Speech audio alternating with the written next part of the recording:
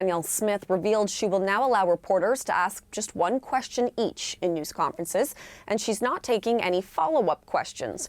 Political observers argue it's just a way to avoid tough questions that continue to dog the Premier. Normally in news conferences, reporters get to ask one question and then a follow-up.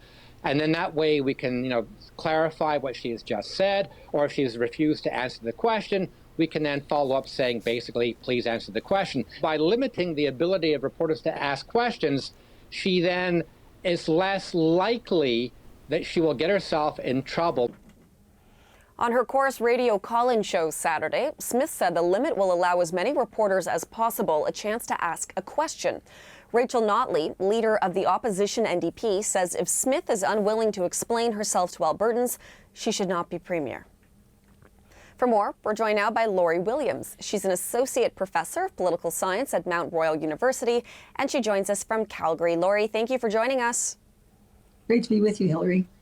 What do you make of this announcement by Danielle Smith, by the Premier?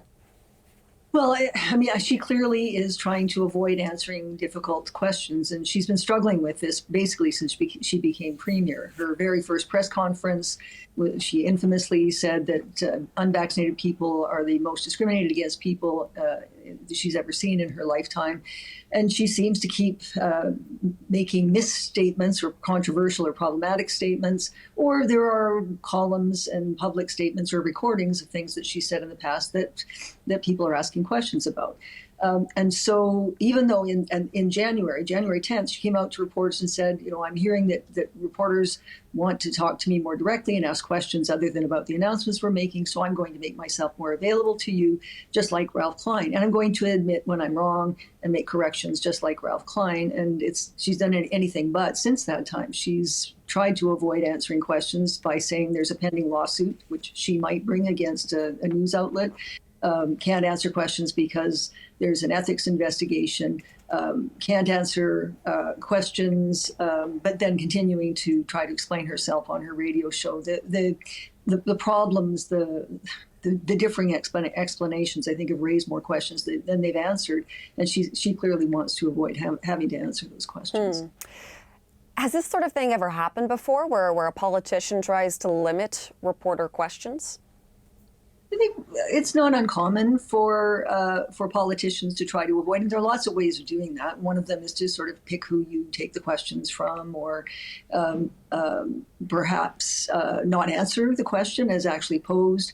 Or we've seen Pierre Poilievre experiment with this quite a bit lately, saying that he's just not going to have press conferences at all with regular media and rely on sort of direct, or an attempt at least to directly connect with Canadians via social media under his own control. So there's no question that the media make things uncomfortable and difficult for politicians, but that's precisely their role in a democracy, is based on the information and their sort of institutional memory and their understanding of history and what's going on with respect to politics. They're the ones that are well positioned to ask questions of government and to hold them to account for some of the things they are not saying, or questions that they are not answering.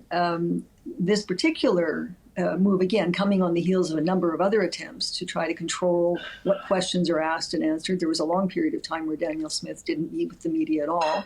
And now she's trying to control the narrative by refusing to allow follow-up questions. Of course, if she really wanted to make it possible for more questions to be answered, she could just make herself more available. I have about 20 seconds left here, Laurie. Of course, there is an election coming up at the end of May in Alberta. How do you expect this to play out? Well, it could have a significant impact. The top issues for Albertans, according to consistently to polls, are healthcare and affordability. But number three, and according to some polls, centers around things like leadership, integrity, trustworthiness, judgment, competence, stability, things like that. And these questions that keep coming up, and the failure of the government to effectively respond to the questions, may raise more questions in people's minds. And some people are thinking that this might have an impact on those sort of moderate conservative voters. They might just not vote in the election, or they may even swing over to the NDP. In other words, it could have an impact on both the turnout for conservative voters and the outcome of the election. Okay, Laurie, we're going to leave it there, but thank you so much. We really do appreciate your analysis this afternoon. Thank you, Hillary.